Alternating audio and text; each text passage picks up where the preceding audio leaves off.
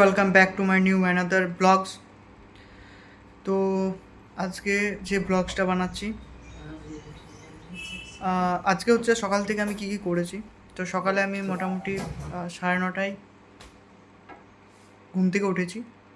ঘুম থেকে উঠে বিছানাটা গুটিয়েছি, তারপরে ব্রাশ করেছি। ব্রাশ করে স্নান করে ভগবানকে নাম জপ করে তারপরে রুম থেকে বেরিয়েছি।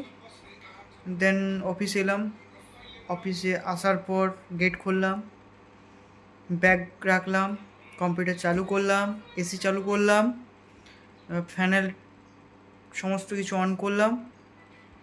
দেন তারপরে আমার এসে পদে 2-4টে কাজ থাকে ইম্পর্ট্যান্ট, সেটা কমপ্লিট করার পর ঠাকুরকে ধূপ দেখায়, সূর্যদেবকে ধূপ দেখায়, তারপর আমার দিনটা শুরু হয়।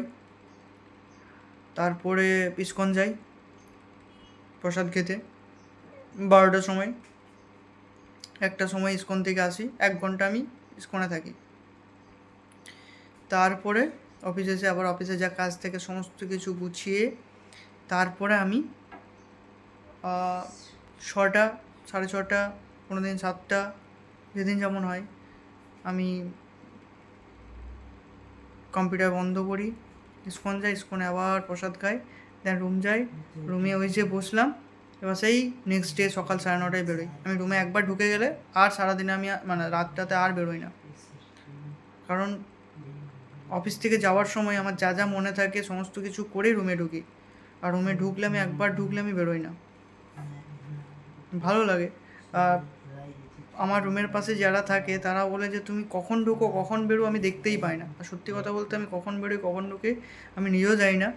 আমার যখন যেটা মনে হয় আমি তখন সেটাই করি। আর বাকি টাইম রাধা রাধা নাম জপ তো করছি, এখন কন্টিনিউয়াসলি হয়ে গেছে এখন।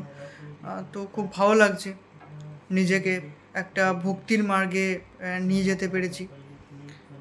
এটা সবারই দ্বারা পসিবল নয়, এটা আমি এখনও বলতে পারি সবারই দ্বারা পসিবল নয়। কারণ এই জীবনটাকে যতটা আমি আমার কন্ট্রোলে রাখতে পারবো ততটাই বেটার। কারণ এর আগের দিনও আমি বলেছি যে আমি চাইলে আমি অনেক কিছু করতে পারি, আমি চাইলে ইচ অ্যান্ড এভরিথিং করতে পারি। এইখানে বলার মতো আমাকে কেউ নেই। তো সেটা নিজের ওপর সমস্ত কিছু আমি বিশ্বাস রাখি, নিজের ওপর সমস্ত কিছু কন্ট্রোল রাখি। কারণ ভগবানের শরণাপন্ন হওয়া এটা সবারই দ্বারা নয়, আমি যেটুকু মনে করেছি। কারণ যাদেরকেই বলবো বা যারাই বলে তাদের মেন্টালিটি আলাদা টাইপের। এখন থেকে ওই লাইনে চলে যাচ্ছিস, এখনও অনেক জীবন বাকি আছে, এই ধরনের কথা শুনি।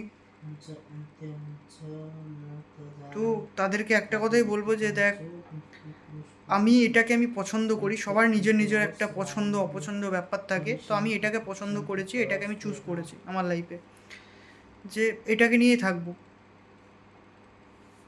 এতে আমি মনে করি যে আমি লিখে বলে দিতে পারি আমার খারাপ কখনো হবে না জীবনে। বাকি কোনো কিছু করলে হয়তো খারাপ হওয়ার সম্ভাবনা বেশি থাকে, বাট আমি যে লাইনে গিয়েছি আমার খারাপ কোনো দিন হবে না। যা কিছু হবে আমি ভালোই হবে, এটুকু আমি কনফার্ম বলতে পারি। কারণ আজ অবধি আমি কোথাও শুনিনি যে ভগবানের শরণাপন্ন হয়ে কেউ খারাপ আছে, সবাই কিন্তু হ্যাপিই থাকে।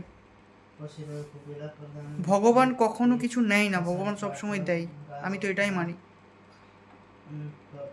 তো চলো, তোমাদেরকে সবাইকে আমি এটাই রিকোয়েস্ট করবো যে ভগবানের শরণাপন্ন হও, ভগবানকে ডাকো, যতটা পারো যতটা সময় দিতে পারবে। সবসময় বলছি না ভগবানকে নিয়ে থাকো, আমিও তো কাজ করি, আমিও মালা জপ করি, আমিও সমস্ত কিছুই করি। সারাদিনে ভগবানকে তো 10 মিনিট তো সময় দিতেই পারি, যার যেমন সময় হবে।